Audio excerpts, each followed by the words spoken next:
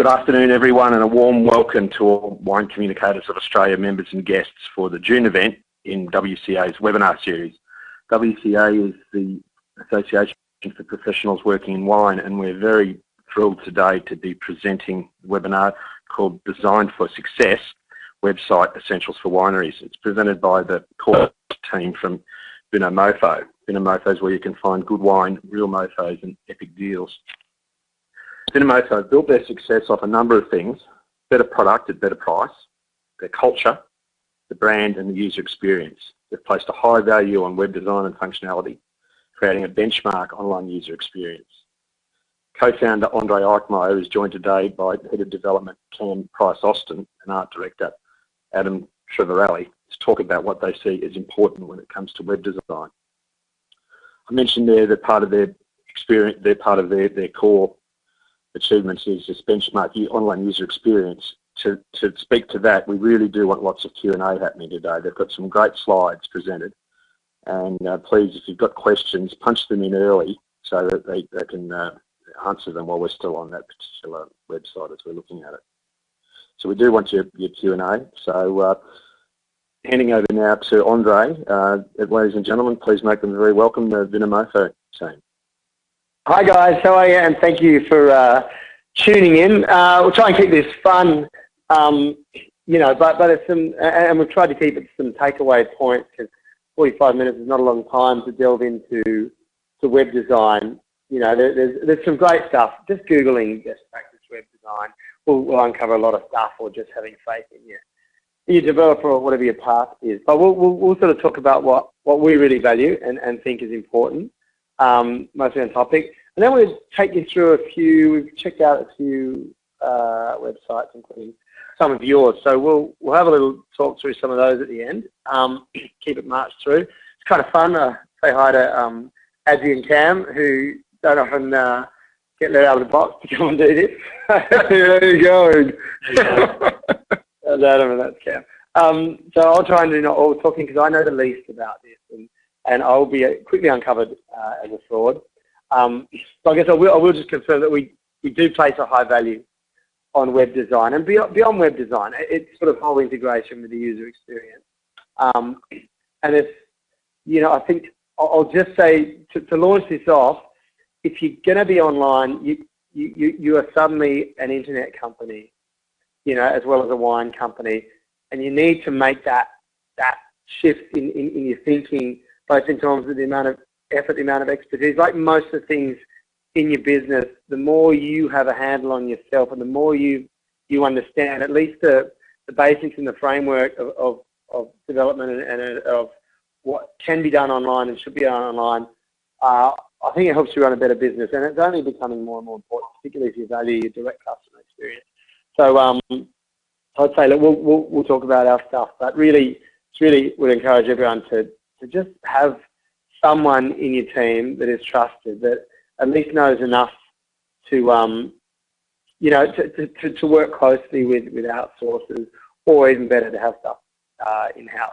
So look, we'll march on. Got a little red pointer here to take you through stuff. I'll get to the first point. Thanks, Adzi, for putting these slides together. The first point is a bit of a preamble. Don't reinvent the wheel. Massive mistake that I think a lot of people make, hopefully less and less. Hopefully people are learning more and more about development agencies and but we still see so many people have spent a fortune on designing a website that is essentially just a brochure with a shopping cart. It's not complex, and it shouldn't be complex, and there's a lot you can do with out-of-the-box solutions. And if you just spent like 80 grand on your website, I apologise, this is not great advice, but like Cam will take you through a few of the things that we've seen. We've seen amazing websites built on this stuff, and it's not expensive. And more importantly, it gives you control. So you don't want to put all your eggs in the hands in the basket of one development agency. You might have a falling out. You don't want your site to be built on a platform that is not, or in a language that's not used by many agencies or many developers, or can't be easily updated. You want the control in your hands, and so we just say minimize the headaches. And if you can, or if you're heading forwards with it, just look to what's out of the box. save yourself a fortune. So Cam, what do you like? What would you advise as a solution? I'm really fond of Shopify. Yeah, and it's really cheap. I think it's only about sort of $30 a month, and it's really simple to get started and to add in all the sort of content pages that wineries are going to be interested in and product pages. And it comes with all of the the cloud hosting and the security stuff already done for you, so you don't have to go to a dev agency every time you want to make changes. It's really simple to sort of go in and do yourself. There's a few like that actually. There's BigCommerce, which is an Australian one, which is also quite good. I think we've got listed here WordPress, which is okay. Squarespace is actually quite nice as well. I think Adsy will probably have a bit to say on their design stuff, but they're very pretty, and they've just recently added e-commerce functionality as well. So yeah, I mean, you're right, there's really no reason for anyone to go to a dev agency now and spend tens of thousands of dollars when you can use these tools that are, that will get you started and probably set you on the journey for the first sort of 12 months of having a website without needing to have a big capital outlay. And the good ones, I mean, they're set up to have to be really best in class as far as functionality and the user experience. So you get all of that without having to reinvent the wheel. Yeah, exactly. Like all the templates, they come as sort of responsive, so they work immediately. You sort of immediately get a mobile site as well. I know Shopify also has point of sale integration, which is really helpful if you're going to be running like a cellar door and you want to integrate all of your inventory management and reporting as well. Yeah, I definitely agree with Cam there. I think spending the money on a designer and not a developer is definitely essential to getting your product out there. But no, I think that those out-of-the-box solutions are awesome, and the templates are good guidelines to just get you started, and then the designer can just develop on that idea and then use it to just make it more finesse and a bit cool. But using that like basic structure is just, yeah, I think it's just heaps easier than getting a dev agency to do something else. So there's now 100 people online going, oh, fucking great, thanks very much for that. but it's worthy advice that you can pass on to someone if it's not too late. Hopefully you've had a good experience with an agency, but it's your business and it's a big part of your business. You've got to take control. So moving on from that, the most important, actually I'm going to skip, sorry, just to quickly, to this, how much should a website cost? Because and we'll just quickly smash through this. Again, this is off the back of that. I know, look, if there's anyone from Treasury or something, I know you guys get handed like the wedding price list when you go to do these things. And, suddenly someone's quoting you 150 grand for this integrated, blah, blah, blah.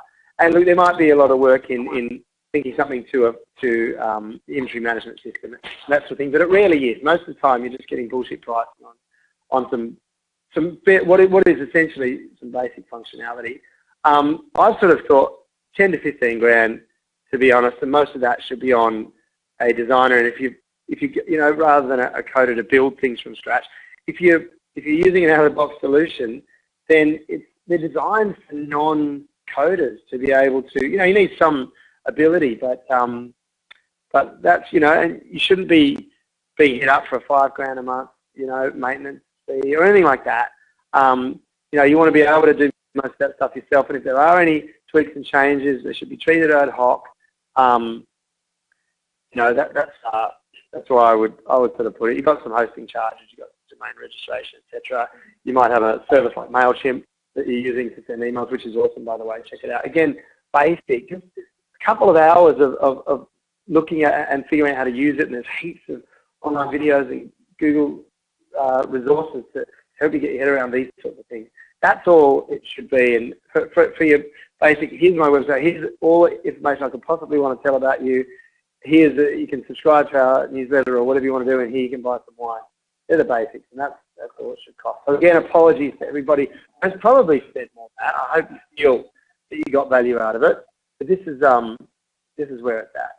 So we won't elaborate on that, guys, and we'll go straight into what's really important to figure out before you launch into the design, and that's just what do you want out of your website?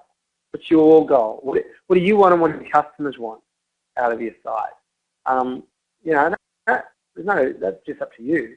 And I'll just run quickly through the debate. There's three main functions you want. One is to tell your story, and and visuals, videos, and big text, and keeping things concise. That's sort of critical work. You want people to join your community or your mailing list or your wine club, or somehow engage and give you some permission to start communicating with them, or join your Facebook page or whatever from the site. That's a conversion goal, and or you want them to buy wine. And if you want them to buy wine, then go for it. Sort out your goals, and you might have all three goals. You probably do have all three goals. Hopefully you've got all three goals. And then your site should serve those goals. I'll pass over to you, Cam, now to sort of elaborate on that.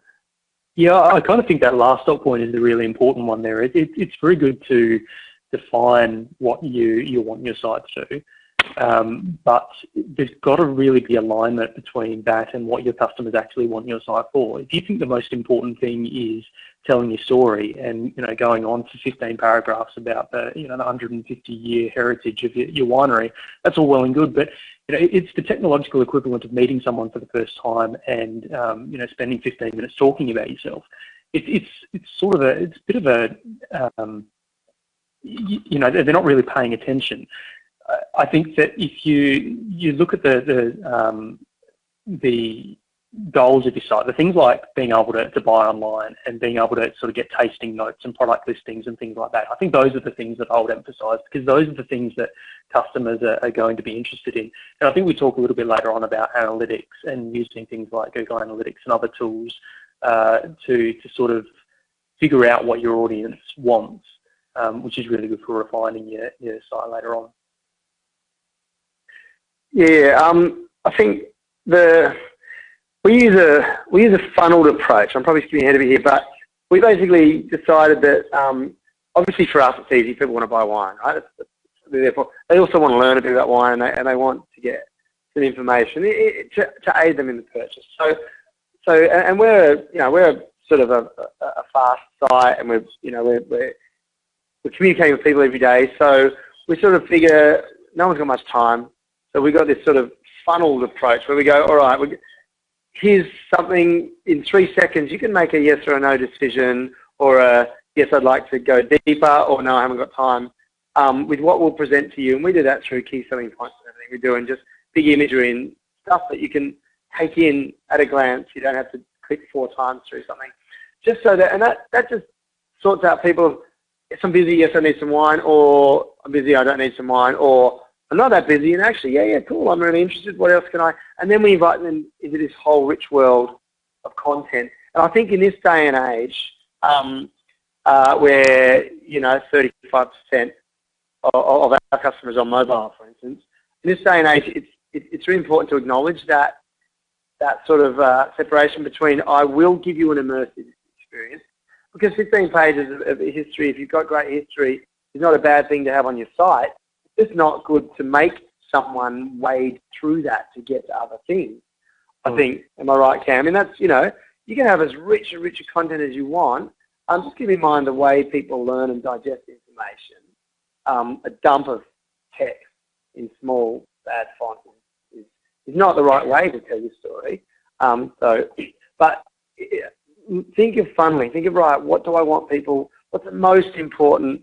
It's really, Adzi forces me every time we want to promote a wine, a deal. We'll laden in with like 15 key selling points. It's this, it's awesome. We've got these tasting notes. You'll just go, no, top 3, and in order. Number 1 thing you want to say in 5 seconds or 4 words or whatever. Then number 2, then number 3, because that's how I will weight them, and that's how they'll be delivered, because that's how the audience will receive them. Yeah, I definitely agree. Like, I think of like websites as like big billboards. So if you're in Melbourne or Sydney, like Adelaide doesn't have many billboards, but they kind of do. But the idea is that when you're driving past, when you drive past the billboard, like look at the billboard and think about how much text and how much of imagery goes into it, and then how quickly I've got to digest one branding idea.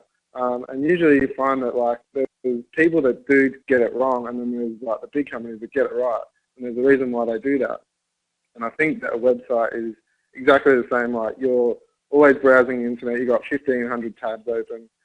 So it is just like you're driving, and a website is like a billboard. And I think that will help you when you figure out like what your customers use your site for, and really like tunneling in on that idea first as your opening page. But yeah, you're going well, guys. Jeff here, if I could just interject, going very well. Steve Linder's made a really good point in the chat box there. He says, websites like speed dating, it needs to make an impression real fast. Yeah, spot on. And Steve, I'm glad to hear that your speed dating experiences have been successful, and no doubt you've made an impression fast. But I think it's, and I don't mean this to sound harsh, but it's naive and it's arrogant, and we've all made the mistake, to assume that somebody is giving you 100% of their attention for enough time to take in everything that you want them to take in. So you really need to be brutal with with prioritizing the messaging and the goal. And I think people underutilize their website. People are pretty half-assed about selling wine on their website. I know, take that from us. Obviously, that's our core goal. But it's ultimately your core audience's goal as well. And I know a lot of you go, oh yeah, we can't go too hard on that because we don't understand it, blah blah blah. But I think you need to decide: are we going to sell wine or are we not? It's too often, first here's some information, here's more story about the wine, here's some reviews, and if you want to click, there is a shop now button, and you have to click 4 times through to actually, a price and a checkout and ability. I don't think anyone is offended by going, here's information about our wine. 90% of your people will be there for information on a wine site, I suspect. Definitely worth finding it out and getting some research on that, and we'll go into a bit how to find that out. But why not use it to convert a sale? Jesus, they're buying from you. There's such a connection. Ben Moroney's asked, guys, how important is it to develop an audience in the process of designing the site? It's pretty important. So you should have figured it out. Hopefully, before you're designing your website, you should have figured it out when you're making your wine and designing your label. So obviously, that's got to translate. It's all got to be a cohesive brand experience, right? I mean, that's the most important thing that you're talking about, Adsy. Yeah, definitely. I think. I think if you're working at your target audience in your website process, it should be more before in your branding, and then it will translate to that. Designing for your website, I think you add to that, but you still got to have that convention that everyone knows about, like Apple. Everyone has a friggin' iPhone, so they all understand the type of UI that's developed there, which is currently flat design. But I think, it does. I guess it does help it heaps, but it should be more before the website design part of it. All right, so let's march on through to I always find that wine brands are from the heart, and the good ones are from the heart. It is a bit off topic, but generally they're not constructed to suit a chosen audience. They are the soul of the person or the people behind the brand. I think that really, and what the brand stands for. You get a lot, and that translating that to your website is key. And often you see that. I think a lot of people get that translation of the website right, because for better or worse, you know what I mean? You see that reflection in what they get right about the brand and what they get wrong about the brand. The people who are really on brand, I think, tend to carry that through in detail on their website. I think it's far more common to see poor or clumsy functionality than it is, and usability. That's more often a mistake than getting the feel of a brand. We'll take you through a few examples later. But let's go through. I think we've identified the three key things that a website has to be simple. In web design, it has to be simple, has to be useful, as in it serves your goal, and it has to be engaging. So we'll go through these one at a time, and I'll let you guys sort of talk through these mostly. Number one, keeping it simple, because this is the most often abused, and I'm a prime candidate of this, because I tend to, why say something in one sentence if you can say it in 4.5 pages. That's my failing as a communicator, and thankfully the boys don't tolerate that. So Cam, I'll throw over to you for simplicity in website. Yeah, I think there's probably, it comes out more in Adsy's designs, but there's some of the research that we've done where we look at, and we'll go through some of these tools a bit later on, but we look at things like heat mapping and attention tracking and things where we sort of look at how people are using the website. They sort of skim the first line or, 2 lines of a paragraph, and then they sort of, skim read the rest, and they'll sort of hit on keywords and bullet points and things like that. But you throw big chunks of paragraph text at them, and it just gets completely ignored.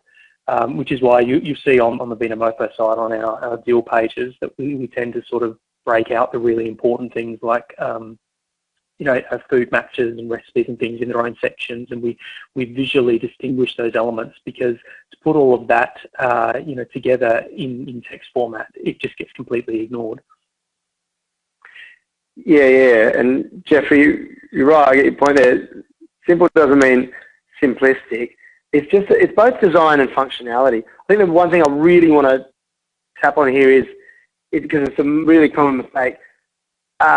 Don't reinvent the way someone should interact with your website, because we're finally in an era, and like as you said, Apple have gone a long way. We're in an era where it's really important that people are comfortable with how to use a website, and that means following good conventions of where would I look to find a menu, and what should I expect from here, and if I click this button, I've got a reasonable.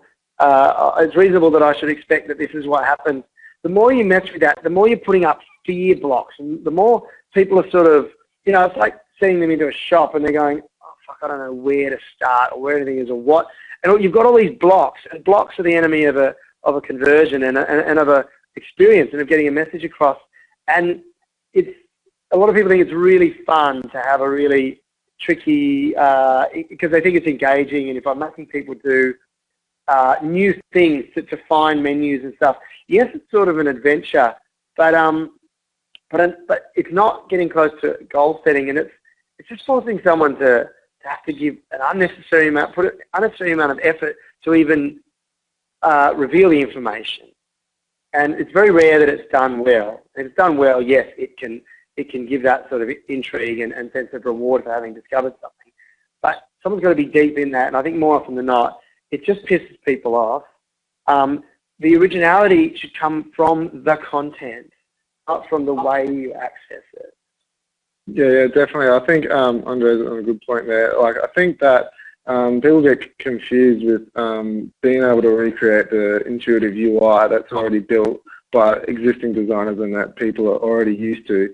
And then it's more that that's not going to dictate the feeling that a customer is going to get from other promotional items or visuals that the designer makes up. So I think that's just really the motor that keeps it going and takes the user down a path, but it's the designer that does the little things on top that makes it more memorable than recreating a UI experience.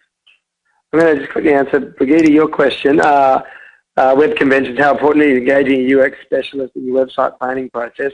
Look, ideally you're finding a designer who has a really good feel for user experience or user interface, interchangeable terms. Unless you've got if you've got a development agency, they'll have someone that's on board with this. If you're using an out-of-the-box solution, they will have considered this in their designs. I mean, if you're building it from scratch, look, it's got to be a consideration and a skill that whoever's doing your website has. I would say that's where it comes from. But it's so integrated into everything now. It's what leads design and good design, and what leads good functionality. So it's got to be a consideration. It's not particularly common, I think, anymore, is it, to engage someone who's a specialist in user experience. I think, if you were maybe Google or Apple or something, and you had millions of users, you might look at engaging those sort of specialists. But for an everyday site, even quite a large site, I think you're right, it's generally integrated into the art, isn't it? Find sites that you like using, and not necessarily the good ones. Like, there's big. I mean, there's a lot of bad sites even among big companies. But find sites that you enjoy using, and that are obviously examples. Look up, Web Awards or Google, 10 best websites or 10 best wine websites or whatever. You know, just again, there's a lot of good examples that people have figured out and pay money for. The originality will come from the design and your imagery and your content and your words and your messages. It doesn't have to come from, we're going to create a completely new way for someone to use a website. I think that's a mistake. Cam, you got points in there of multi-browser, multi-device.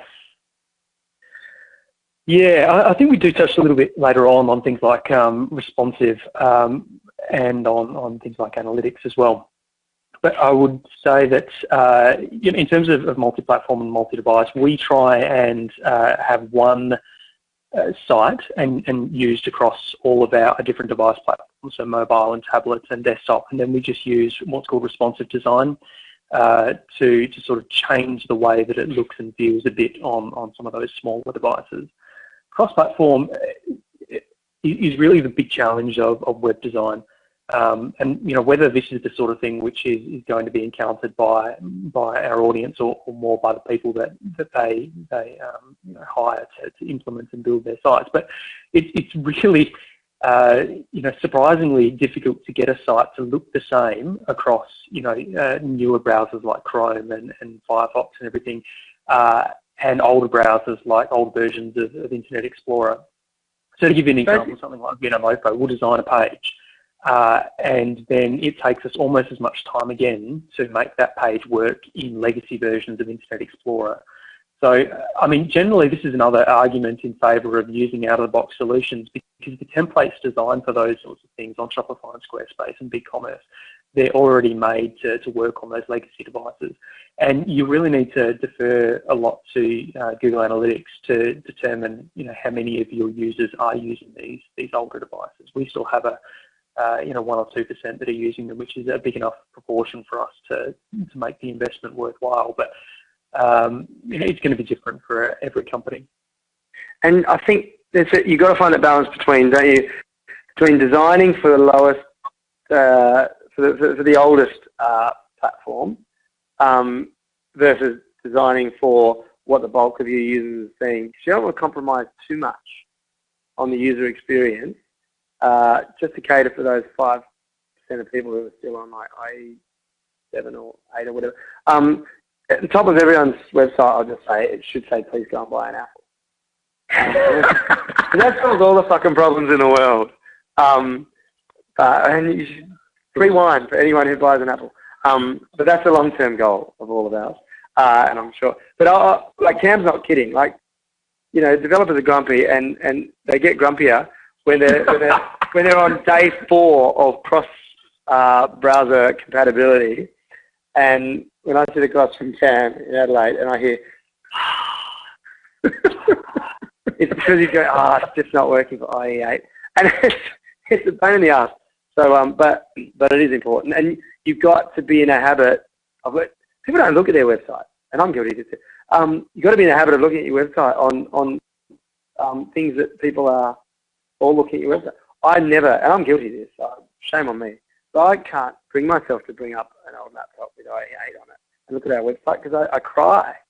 It's like, we look so ugly on Internet Explorer. Yeah, it really does. But that's what people are seeing. It's depressing.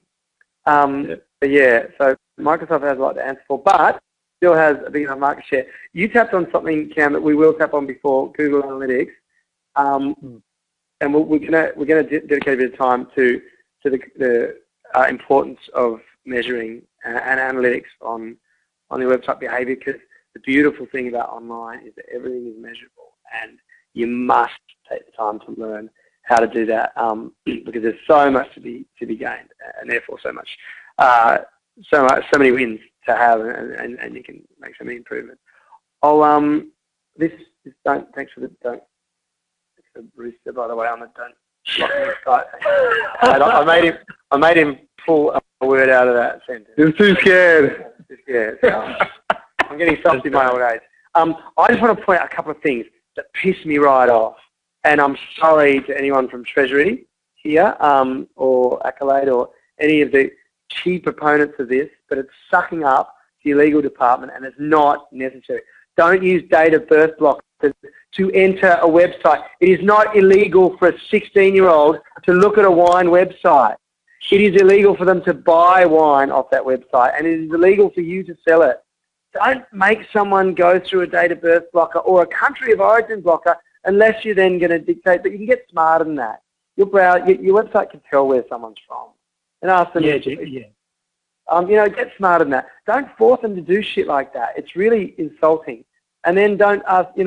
Ask them that they're going to buy wine, and then don't have a landing page that says click to enter with a pretty picture on it. I'm fucking here. You know what I mean? Like, you die. This is right, here you go, Woolworths. Now they have a fair responsibility to stay with compliance and governance and stay on the right side of that. Responsible service of alcohol is the word you're looking for. Thank you. Compliance with that, but it's not a requirement that someone gives you their date of birth when they go to your website. It's really, it's just over compliance, and it pisses people off, and it just screams, hi, I'm a big corporation with a lot of blocks, and I care more about my legal department than I do about you as a user. And I'd love anyone from there, if anyone disagrees with that, jump on to the site and tell us we're naive and that we're wrong. But this is we have a lot of compliance issues. We've got a lot of customers, and you come under the radar.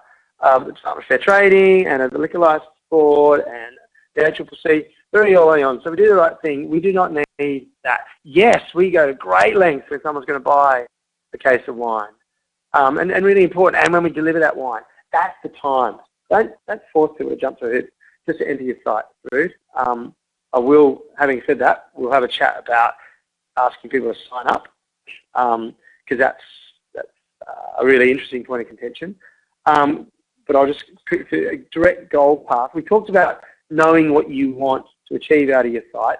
We'll go through a couple of sites later on, which will show there's a lot of unnecessary steps people are asking people to go through to get to that goal path, particularly the buying wine or the signing up. We force people through a sign-up page. It annoys people. It annoys me. I don't like that we do it, but we are a members-only site, and a couple of things, I'll quickly explain why we do that, and you'll get some things out of this because it's the goal set. So we're a members-only site. It protects the offers and preserves, from the public, and preserves that sense of this is just for members. This is for our community. So it drives the community message.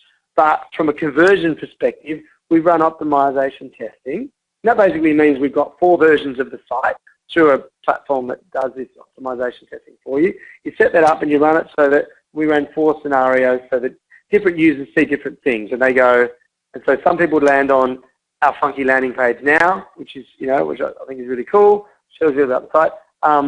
Other people would land on the site, which should be open with like a pop-up screen that would say, here, do you want to sign up, and no ability to click through it, which is even more annoying. Another one would be, here's a pop-up screen, do you want to sign up, with the ability to click through it or say no thanks. And then the other one was just an open site where you don't collect. We ran testing on both the sign-up conversion, how many people actually signed up through it, or bug it off, the bounce rate. They went, no thanks, fuck off. And then track those customers through to their purchases, and then worked out the customer lifetime value. And it was the driving someone through a landing page was a clear winner, because quite often then their first purchase would come 3 or 4 weeks later. And we've created that ability to communicate with them over those 3 or 4 weeks. But I fully acknowledge that it's annoying to people who are like, I don't want to have to sign up. I just want to see you fucking wine. So it's a fine line. We decided that the fact that we're really proud of being a community and we want to drive that, justify the annoyance, and then the conversions obviously made sense. So you guys, that was our goal path to sign up, which became really important. We then have things like one-click payments, and a minimum path to get a wine that you're interested in, so that there's that, it's useful. We're not forcing people through unnecessary steps to achieve a goal. So that's what I just put there. Direct goal path. Belinda, you've just sent me a question. Open up business risk with quality assurance where you can't personally check the dev. you want to just... That's all right, I was just going to respond to that, but I can do that verbally. So there, you would basically select one who has some rating and some experience and client feedback and reviews that you can go through and check. So you can sort of mitigate the risk by selecting developers that may be a bit more expensive but have very high ratings. But generally, because they're only customizing an existing out-of-the-box solution, there's very little they can do that would break it in a way that's significant. So they wouldn't be able to do anything which would affect security, compliance, or any of those sort of significant risks. So you're generally pretty safe. So I just add that, make no mistake, most dev agencies, they've done this before, especially in Adelaide, right? They've done this before. They've built wine websites. They've got a template. So they're rolling, sorry, dev agencies, but they're rolling out a massive invoice for what's really just, they're doing the same shit. They're just customizing and rebadging an existing thing that they've built. And it's a nice they really are. Good on them. But you shouldn't be taking advantage of that. All right, look, usability, we covered a lot of this in don't reinvent usability. It's really important that someone feels comfortable with the functionality of your site. And if they can land on your site and go, oh, this looks familiar, even though it's not, and it's a new brand experience, but the way they use it is it's like don't stick a funky new opening on a bottle of wine just because it's really cool and tricky, right? You want someone to open the fucking thing and pour it in the glass and drink it. It's the same principle. That's not the time to make your mark, unless you've got a better way, but other people are figuring out better functionality. Finally, let's get on to engaging. And this is the fun stuff, right? This is where you really get to speak as a brand. Sorry, Fred, Christina, you're right. That's my fault. I'm not proud, but it just comes out. Get a bit excited. All right, so engagement. A site has to be engaging. We've covered that it's simple, and that's really important. And simple means elegant. Think IKEA. Don't think basic. We've covered that it has to be useful and a really intuitive user experience. Now it has to be engaging, and this is about your voice, and engaging for one person is different to another. We covered briefly that it's, what's engaging is you've got to give thought to, as to your stuff about what messages you want to get across in what order, right? And how to get those across. But so many sites just have, here's a big, we're seeing big images now, which is nice, right? Because you get a good feel. Yeah. And a big image, and here's lots of text in 10-point Helvetica font, and 4.5 pages of text there. You see that a lot, and that's not particularly engaging. So, and you see a lot of, as well as great, beautiful, big on the homepage image of our vineyard, and then when we're talking about our wines, here's some itty bitty wines with lots of text. Yeah, sorry, can I just jump in and just say, this isn't a dig at anyone that does this, but I just want to say that there's a tendency that everyone puts a picture of a great big vineyard, and then I obviously have to scroll down to see the wines. Now, you don't see car dealerships or car brands like Nissan show a car factory. No, they show their car. So just be big and bold with your wine. If that's your plan to sell as much wine through the site as you can. He doesn't like vineyards. I don't like vineyards. The vineyards are great, and I get the idea, and I understand how it makes me feel, but that's subliminal. I'm not going to be at a vineyard when I'm drinking this unless I go visit, in which then it's going to be awesome. But I think on the site, you got to get big with your wine images. That's engaging. Look, people are engaging. You know what I mean? Pictures of teams are. I think telling your story. This goes beyond it. It's about finding what people are going to identify with. And if your story is the people behind it and our journey and our history, that's one thing. If your story is about the destination that you have, the site, that's one thing. If your story is about the wines and your labels and the imagery around that, and that's what you go for. But stay consistent with your hero, but don't there's no images and video content and big bits of text, like large text and small quotes and blocks of, they're the things that engage. Just think, what's someone going to walk away with? it's like any sort of advertising. You are advertising on the site. Again, with that in your face. And then through the funnel technique, then invite someone to learn, to spend some more time with your story and fill in the details and get taken on a journey and immerse themselves. That sort of engagement is it follows that path of, here, I've got your attention, and if you've got the time, then come on, you can really have a rich, deep experience here, And then the other thing about engagement is call to action. So it's abused. There's so little call to action on websites, and that comes down to, what's your goal? Don't be afraid to convert on that goal. Decide your goal, engage, and convert. It's almost like conversion should be at each step of the engagement, is how we sort of judge it. Like, here's something, if you haven't got much time, here's the highlights, the bullet points, and an image. Would you like to make a decision now? Yes, great, here you go. Not yet? Okay, would you like to know more? Cool, here's another world, here's some more. Are you ready to make your decision now? Yes, no. Here's some more information. You know what I mean? So call to action at different points of engagement. That's probably only 2 points of engagement, Are you here for quick, or do you want to go deep? And then engage in each of those. But don't leave the call to action or the ability to convert on your goal at the end of everything else, which you quite often see. So Tess has laid out the challenge here in the chat box. When will a winery go down the road of the Red Bull site and you won't see one pic of the can of Red Bull? It's all about content and engagement. Do you know of any wineries who've done that yet, guys? Well, that's a really interesting question, and a really interesting. I drive the opposite with Vinomofo, and I think there's real value in having a beautiful product shop that is tangible, because to me it goes a long way towards visualizing the reality of what you're going to have. I can conceive this bottle, and this is the product, and I want that in my cart and on my table, in my glass. So I'm a fan of using your product in a big way on your site.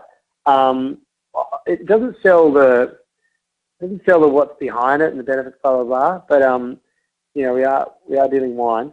I think you can't have someone buy something without a picture of the product. Red Bull, you can't buy a can of Red Bull online, right? So they're not at their site. Their goal isn't to sell you a can of Red Bull on the site.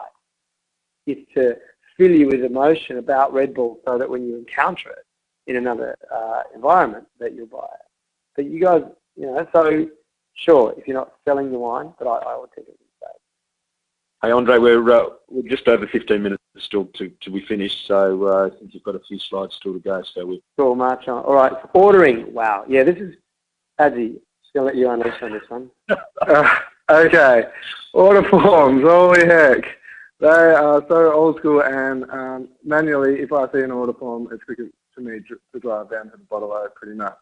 So I don't understand. With all these out-of-box solutions, get rid of them. Like, they're just a waste of time. A real fallback, like last case resort.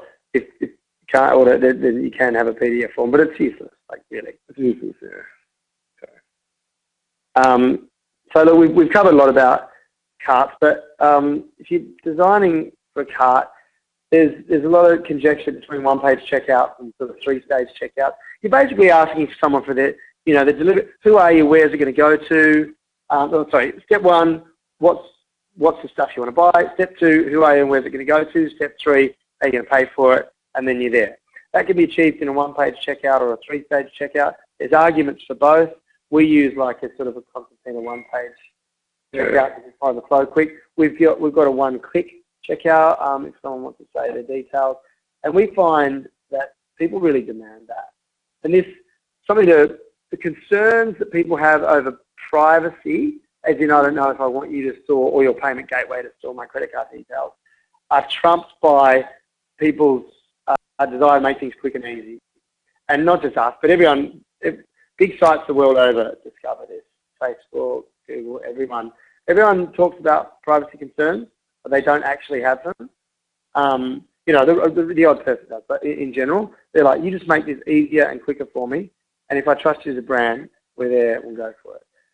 We've got a little thing on why buy now. This is with your web design. If you want to get someone, I mean, as a winery, you want people to buy it in other places, but if you want to convert a sale on your website, then it's as much about what they will miss out on if they don't get this now as it is about what they will get. So it's a two-step process. It's like selling on the phone, you know, or whatever. It's like face-to-face selling. You tee up you sell the dream of this is why it's such a fantastic product. That's all the key selling points you decide, and the visuals and everything. And then the close, which is why you should buy this now. And that's about what I'll miss out on if I don't. And that's about scarcity. That's about what you will save if you buy this now, because I'm giving you an opportunity on the spot. That's about it's not going to be available for long, and there's not much of it. So all those sorts of images to purchase, and they're they're really important if you want to drive a purchase decision now, and that's really effective. So give some thought to that. It doesn't need to suddenly become rah-rah and real sales pitchy, but you've got to give some consideration to that. And look, I'm just going to chuck this in there. If you want to sell wine on your website or at your, if you want to sell wine online on your site, then don't make it the most expensive place to buy wine on the planet. If you want to do it, then really commit and accept that you can still make a great margin and still reward your customer for the fact that they come to your site and make it a great place to buy wine. Sort out the politics of your distributors and your retailers. That's another issue. But ultimately, there's no two ways about it. If you want to sell more wine online, then you have to make it at a compelling price, and you have to be true to the fact that you are cutting out some middlemen, and therefore you deserve a bit more, and the customer deserves to pay a bit less. And unless you do that, you simply will not sell much. They'll use your site for information, and they'll use your site to price compare and all those things, but they just won't be worth buying. And that's something you have to make a decision on. I'll skip. Look, notifications is really just about acknowledgement of a purchase afterwards, and then following that through the fulfillment process.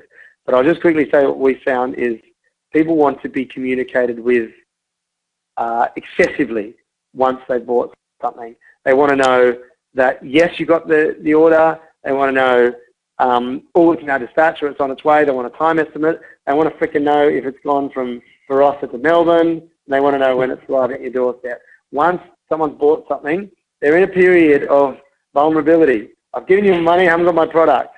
You need to mitigate, you need to ease that vulnerability as much. So true, Andre, so true. All right. Mobile. Talk about mobile.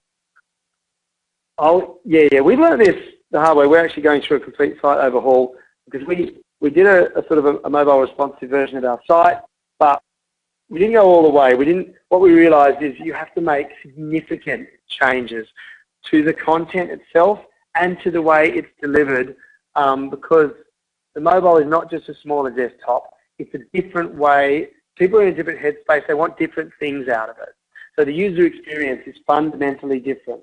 So you want some consistency of branding, etc., but the experience has got to be different.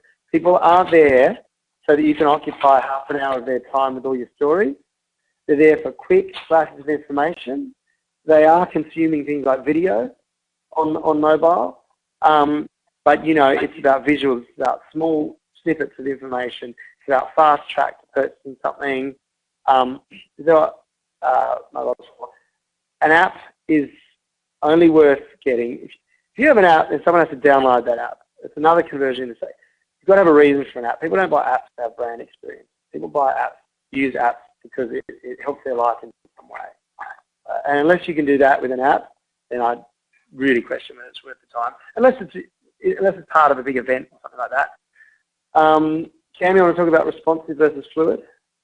Yeah, cool. I would just touch as well. I know that earlier on we spoke a little bit about designing your site with your consumers' goals in mind. And it's worth keeping in mind that their goals on desktop are likely to be very different to their goals on mobile. So on desktop, where they might be more interested and have more time to go through things like your brand story or even buying online, on desktop, you probably want to prioritise things like being able to find your winery and your cellar door, because they may be using that out on a wine tour somewhere.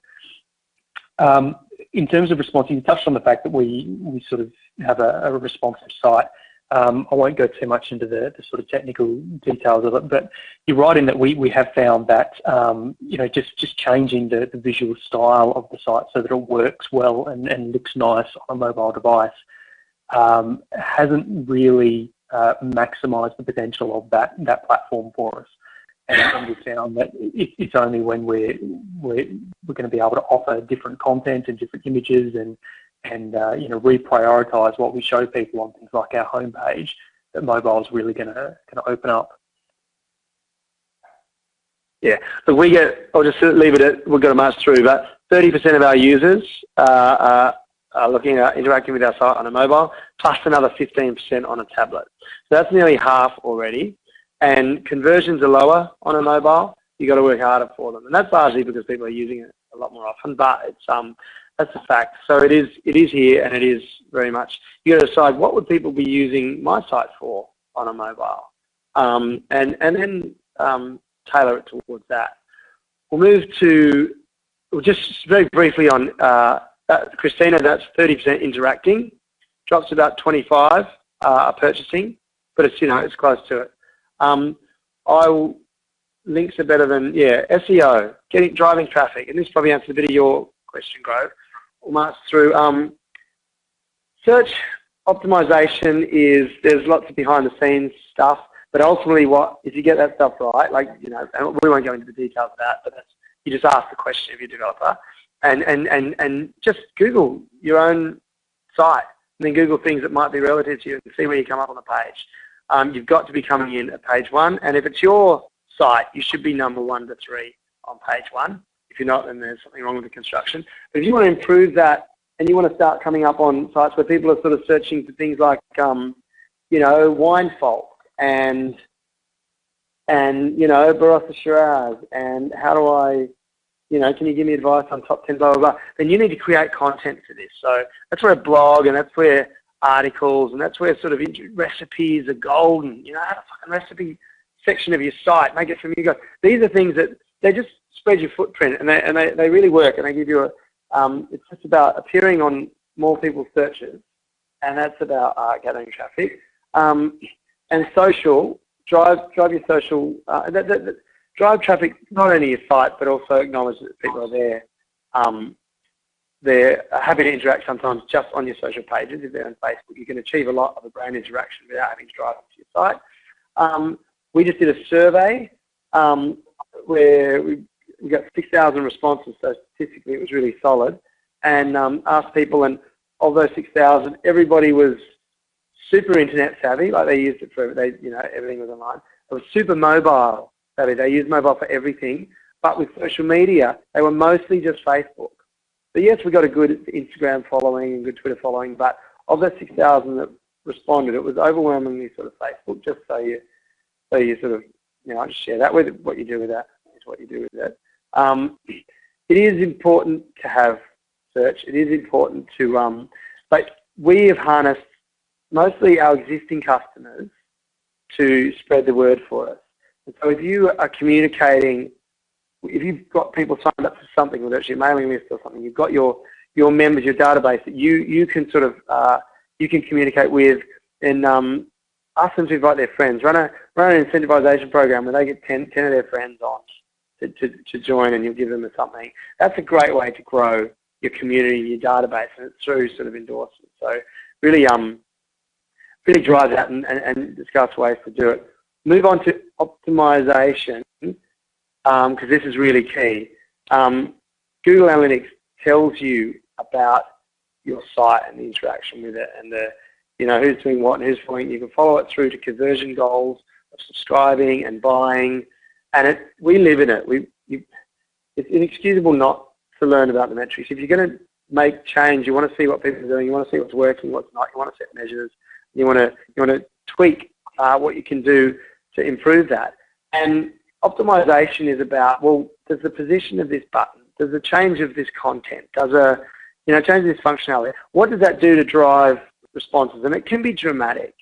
You know, you can double the effectiveness and therefore the goal conversion of your website through optimization testing. And we have used, whenever we need to make big decisions, we've used a thing called optimise. Check it out. It's worth engaging someone to do that with your website. It just allows you to get smarter and try things, so that you're not just having to use your own instinct, your own intuition, or what you find. You know, if you do it and speak to your developer about the changes you'd like to measure or test out, you might find it's quite profound, the increase in conversions. And we've just done some heat mapping, right, Cam, on the usage of our homepage. Yeah, we want to we've been using a tool called ClickTails, which lets us sort of track what people are reading, how far down they're scrolling. It sort of tries to infer whether they're reading certain content by whether or not their mouse is hovered over the top. And all of that information comes together to give us a really clear picture. You can actually view people's sessions on the page, so you can go back and play back how people went through the page and what they did, which is really handy. You follow their scrolling and their cursor and stuff, yeah? You actually, yeah, exactly. That's really valuable. We'll leave it on that. Andrew, what are your thoughts on AdWords? Honestly, Facebook advertising is so much more effective, cost-effective than Google AdWords. And Facebook advertising into a feed, into posts, not the little banners on the side, and not with mobile. You've got a lot of filtering you can do. That's just so much more cost-effective and drives far better conversions for us than AdWords. And we do a lot of this stuff. How many people get to see the dog on the Vinomofo page? Yeah, Sam, how many people get to see the dog on the Vinomofo page? Not many, actually. There aren't that many people that scroll down that far. So far, we've only been collecting data for about 10 days on that. Yeah. That's awesome that you see that, Steve. That's one. That's one. Look, that decision on our sign-up page, by the way, it's really funneled. Like, we've gone, here's the most important things we want someone to see. And a lot of robust discussion went into that. And the stuff becomes more fluffy and more brand experiential towards the bottom. So it's less vital information, but it's acknowledging if you're engaged, you're probably more open to this. And let's introduce you to a bit of our humour and a bit of what, you know, a bit of our quirkiness. That's sort of our decisions that we make with that sort of flow. But again, it goes back to everything's that sort of funneled approach. Andre, yeah, Jeff W here. It's true. You get epic deals from Vinomofo, everybody. They've got a few more slides still to go, lots to offer. So we are going to run a little bit over time, if that's okay. So everyone hang in there if you can. We will understand if you have an appointment, you get to go. And I'm sorry we haven't finished bang on time, but they've got a lot to tell us, a lot to share. So let's keep going, everyone. Thanks, Vinomofo. Keep going. Going great. Yeah, cool. No, we're happy to. Look, we were just going to go through a few real-life examples of sites. So if you want to pull up a browser window and open these sites and have a little explore while we're sort of going through them, give us your opinion. We'll just give you our opinion of the sites, including ours. We do heaps of stuff wrong. You know what I mean? And heaps of stuff we want to improve on and do set about improving. But we'll go through a few other sites as well, and hopefully it won't all be negative. We'll try and do some positives and negatives, but let's kick into it and keep the questions coming, guys. It's really cool. All right, so Vinomofo, we just recently changed the sign-up flow, and if you jump on and make sure you log out if you are a member, you'll see it. It uses a technique called parallax. We don't use tricky sort of user-engaging techniques on the signed-in site, because we're trying to drive a purchase. But if you're on a mobile or you're on a desktop, you'll notice we've used two different conversions because we think they really optimize the experience on the two different devices. And we use like a snap scrolling technique on the mobile. And on the desktop, we use this thing called parallax. It's quite immersive. It looks quite cool. But again, there's that funneled sort of use of, we just changed this over, and we're really proud of it. But we're also, from measuring it, this is why you've got to do this, we've seen a little bit of a drop in sign-up conversion. So then we've got to go, all right, is that because we're telling people too much? We're giving them too much information, as in we're showing them the deals, so they can make a decision on whether it's for them based on what ends up being 3 wines examples and a whole lot of information on what we are. Whereas the previous version, we gave them a lot less, so they had to sort of sign up to make that decision whether we're for them or not, and therefore the conversions were better. Now, our conversions are about the same, so I'm hoping we're just people that, we're not wasting people's time.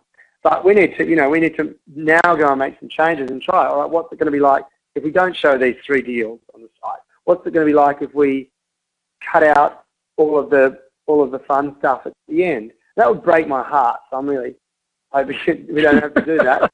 But we've got to decide. Well, what's important? It's important that we get people signing up and buying wine. So but that's what we measure that, and we measure it on Google Analytics, and then we'll run the different versions of this on Optimise, so we can then play in a site, see what's working and what's not just what do we think is the coolest. And then we can measure that. It doesn't just have to be what's driving the most sales. We can make a decision based on, well, in the balance, we feel there's a better brand experience, and it really gives people a truer indication of what they're in for in their time with us as a lifetime member, and the conversions aren't bad. So we can then make a decision based on what we think is really important.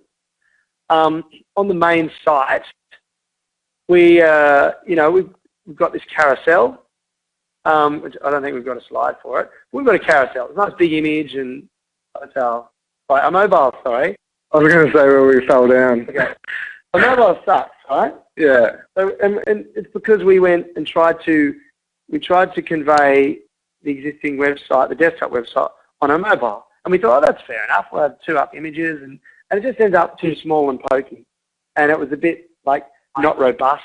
So we've had to really, this next iteration is really about making the mobile experience absolutely suited to mobile and not dependent on any desktop legacy just because we've done this on desktop. And that includes content. Just because we've got this in the header doesn't mean it should be in the header of the mobile. Just because we do things in this order on the desktop doesn't mean that's the right way for the mobile. It's really thinking of it as a totally new user experience. We sort of have decided that people are very comfortable with scrolling, right? So, and Apple's and touch screens and all that sort of thing has gone a long way. So both on mobile and on the desktop, we're not trying to fit too much into that one top screen. It's called the fold. It's an old print mechanism where you got to, it's below or above the fold on a computer. The fold is not really recognized anymore.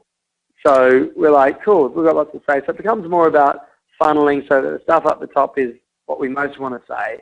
We're not trying to cram everything onto one page, sort of spaces. So that I think is, and our usage sort of indicates that we get that right. And most common practice sort of dictates that there's no such thing as a fold. Don't cram things in. Use space, but use vertical space.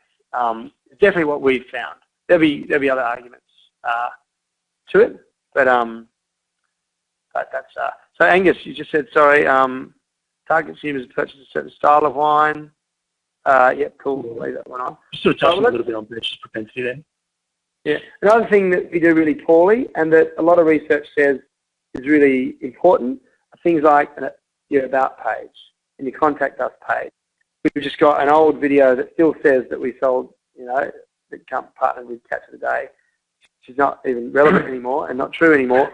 And it's not, we've got so much experience. So we're in a process of, really important to us that we improve the customer service page and contact page and the about us page and and meet the team and all those sorts of things. And not just dumping text and having a couple of old videos on. Really, they're the pages where you can have some fun with the functionality, right, and make it quite immersive. Definitely. Because you don't have a goal there. People are coming there to learn more. So you've got a brand experience you can get them. Yeah, agreed. And this is where obviously that we've fallen down, but that's because obviously it wasn't high on our priority. But it is becoming more and more. But I think that Andre's smack bang right. Make it more immersive, and you can get a bit more playful, but still have that functionality. It's so important. Fucking show them where the menu is, and show them where they can get back home. Make sure your logos are clickable because everyone uses them as a home link. Stuff like that. But yeah, definitely use your about pages. Immersive. So that's we're on to that. Has anyone got any comments about our site? Anything really annoy them or anything they find really works for them? We've obviously been up to $20 in the jar now. All right, let's go to Penfolds. And look, you know, a lot of money goes into these sites, a lot of effort into compliance and cross-browser compatibility, and, you know, they've got to be globally useful. Just a quick thing on, like, Penfolds or Treasury altogether, don't use a date of birth thing. Give me one compelling reason why you must. It's not just our legal team advised it. No, don't do it. Mobile, Adzi, what's it like on a mobile? Penfolds. Penfolds, yeah. So it's got this weird because it's just a development thing. Cam can touch on it, but pretty much, I can't stress this enough. This is what we're learning at the moment: is that mobile is a separate site. Just think of it as a portrait site and then desktop as a landscape site. And if you do that, then you should get in a good place, because people are trying to just hack it to make it work for both. They're not both. They're both different ideas and different situations. So basically avoid things being side by side on a mobile. You know what I mean? You've only got, your width is limited. Yeah, definitely. Don't be afraid of the scrolling. We've drawn inspiration from things like, what are people using their mobile for? Facebook, right? They're using it for Facebook. So what is Facebook? It's just one never-ending scroll of posts. This is the behavior that people are used to, and they have said that they enjoy. Okay? Give me scrolling. I will flick through my phone, and I'll find things that I like. So we're moving to that sort of format of delivery. Not show me. You know, a lot of traditional mobile sites go when they're sort of a different experience. They'll go, okay, we'll give menus. So we can fit 6 menus that are easy to press on that one mobile screen. So you press through that, I'll give you another menu, press through that. 5 clicks later, you'll get to the actual product. Whereas we're moving to a scrolling thing. Now we're going to give you more information in your face with less need to click, and you can scroll to your heart's content through it, and we'll lay out our deals, and we'll lay out some articles, and we'll lay out that sort of stuff in a sort of a posting style. That's in observance to what we think people are using mobile sites for. So I'll just go to one thing about Penfolds site. There's a lot that's nice about the Penfolds site. There's sort of in that, I looked at the product stuff, right? They got heaps of products, and it's really cool. There's some cool content in there, and some of it's laid out nicely. But there's this shop now. So they're like, okay, I'm assuming that you've clicked on this and you just want some information, but I do want you to be able to buy from me. So I'll have a shop now button. That shop now button will bring up some more information on the wine, and then you guys can see this. And then here's a price and a little. I don't want to be too in your face about an add to cart, right? This can be, you've done in 2 pages what you could have done in 1, which I think is really important. And I don't think anyone's going to be offended to see, here's the product, here's some cool information about it, and here's the price that it is, and here's how you can buy it in a single bottle or a 6-pack and add to cart. I'll definitely do that. All in all, it's not a bad site, as far as the desktop goes, but too many steps to conversion to a sale, and unnecessary. I'll just sorry, could I say something just on the Penfolds thing? Yeah. Just quickly. Sorry. I just want to say about buy buttons. Be careful of like negative. I know this is me being designer, but be careful of negative colours. Currently, like they've got a black site and they're doing a maroon tone to an ad card. It kind of seems negative, and it doesn't seem like I'm excited about it. So don't be scared to go the opposite of that. It should be the Penfolds red.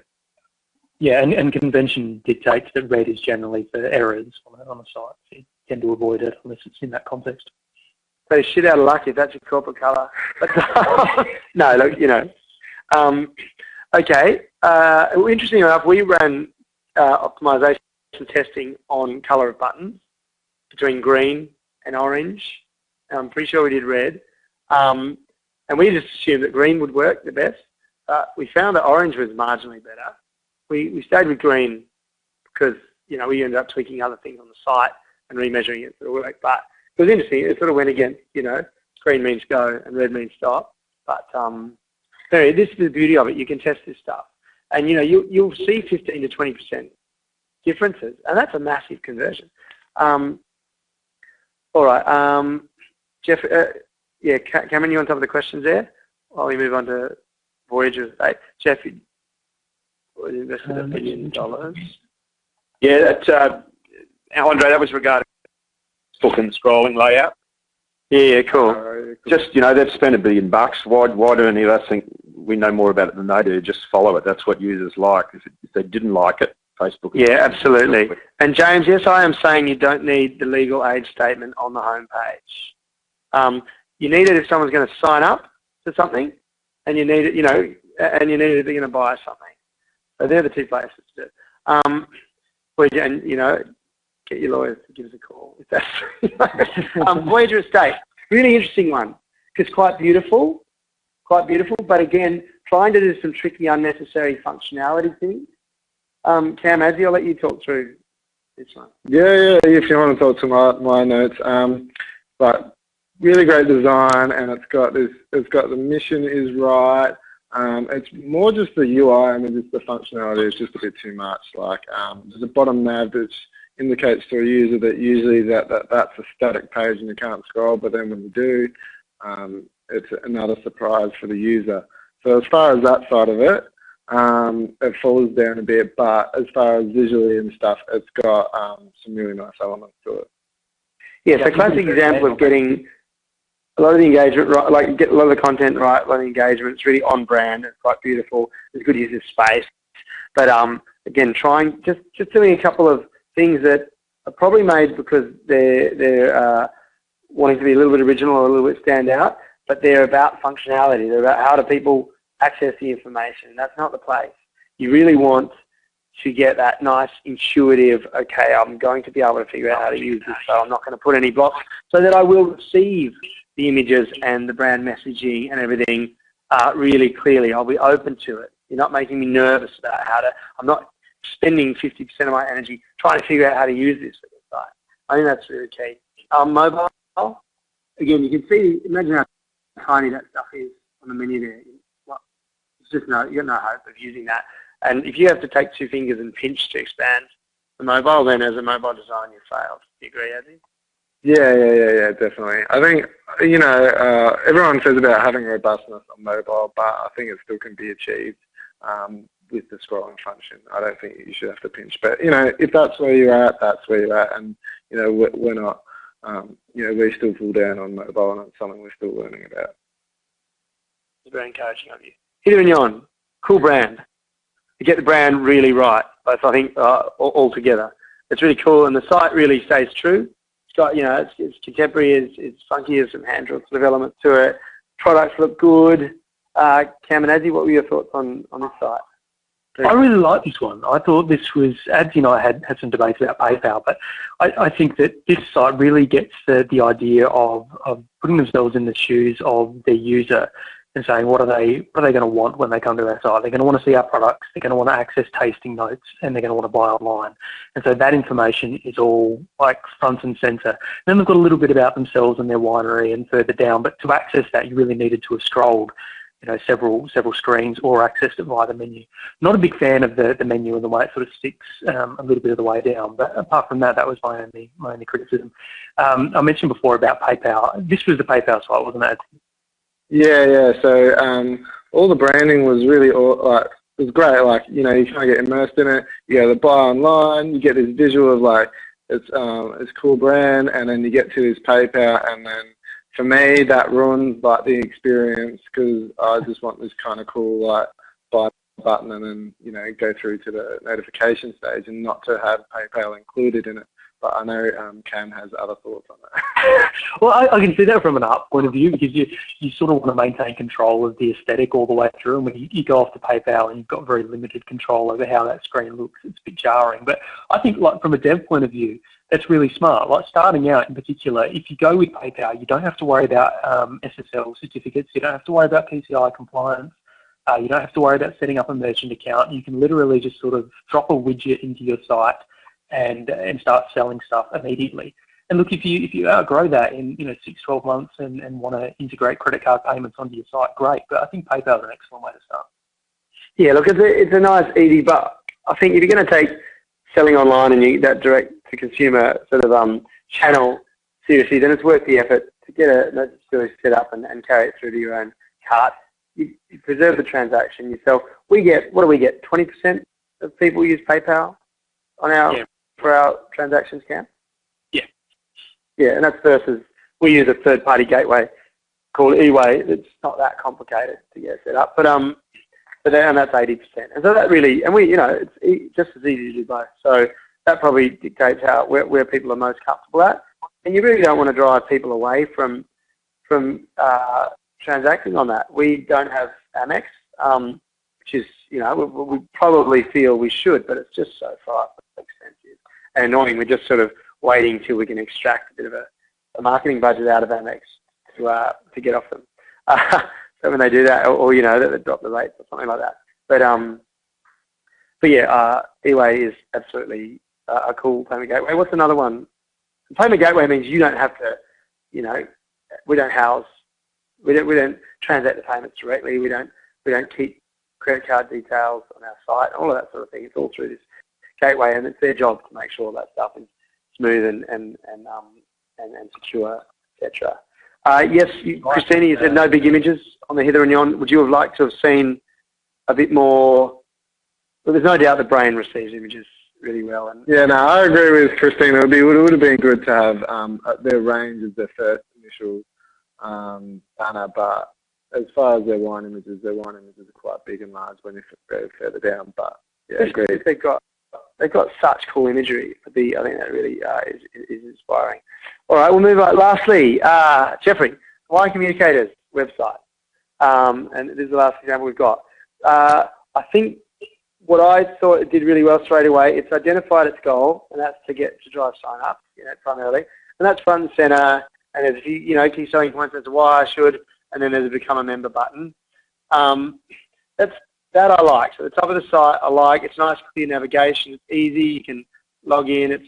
That's right there up in front of your face. I'd probably make more of the become a member button, but that is it. It is. What I think the site does really, where it makes its big mistake, it follows this above the fold convention. So it goes, we don't want the site to sprawl too much vertically, so we'll try and keep it all up there, and then we'll have so just under the screenshot there, you pretty much get the footer on the actual site if you go online and have a look at it.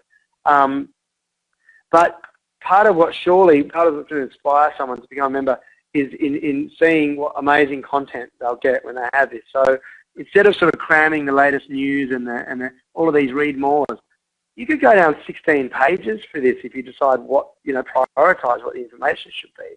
You give people more on that, and let it breathe and let it roll out, and let people explore the site vertically through scrolling rather than necessarily clicking through each part. That'd be my initial observations. And obviously, it's got no mobile design. You just start the homepage on the mobile, which makes it difficult. Obviously, that'd be a next step. Depending on the priority of that, who's needing my site on a mobile. They're my comments. What did you guys think? Jeremy? I was sort of pretty much the same. You load up that page, and it's sort of visually quite startling because there's so much information for you to process. And even though the sort of call to action, that panel over on the right there is red, again, it's a negative colour, but it doesn't contrast well with the elements around it. It's sort of maroons and pinks and things. So it didn't really stand out to me. I had to really look for what you meant when you said that it has a really clear call to action. Yeah. Okay. Yeah. Right. Okay. It's site search. Someone brought up. That's probably interesting.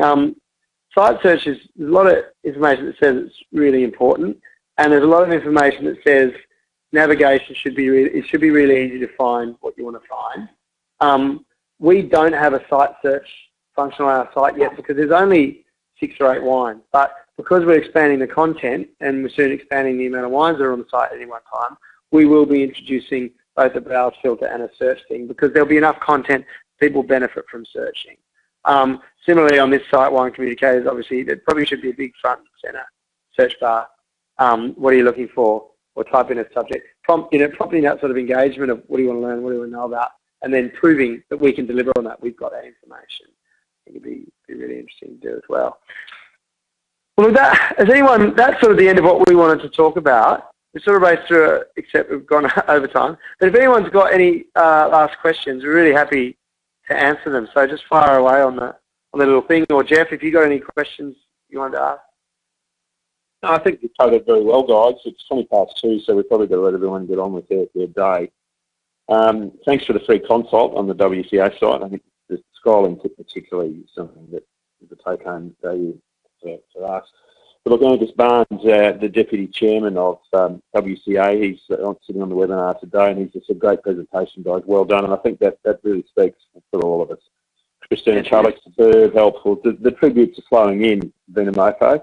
So you've done it again. You are without doubt one of the most creative, dynamic leaders in the field of wine in Australia currently, and it's been great having you. On behalf of all who's enjoyed the webinar today, thank you very, very much. Now, before we go, ladies and gentlemen, when we've got a webinar coming up next month, and this will be the next slide on that, please, Christine. Everyone's got that now. It's sponsored by the Grape and Wine Research and Development Corporation, the GWADC, and it's Know Your Audience, how to get retailers to buy your wine. Dr. Steve Goodman has spent a lot of time under research funding from GWADC on this. There's international material in there. It's guaranteed to have a lot of really solid facts, because that's what PhDs who research this stuff do. It won't just be opinion, it will be based on the research material and will be interpreted, and it will have back to business value, like all the WCA webinars. So please do put that in your diary. Tuesday, July 1. It's so easy. It's coming to a screen near you, 1 o'clock Eastern Standard Time on Tuesday, July 1. So you'll get emails from us to remind you of that, but please just mark the date now. So that's just about that. I do want to thank the team from Vinomofo again. Andre, Adam, and Cameron. Superb, guys. Thank you very much. Cool. Cheers. Great. Now, all the participants on the webinar, there's an exit survey coming up. It's just 30 seconds. Please take the time. Tell us what you think.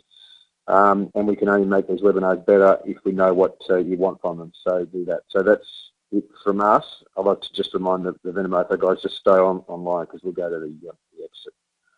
Cool. But thanks everybody else. Have a great afternoon. Bye. Cheers, guys. Cheers. Thanks.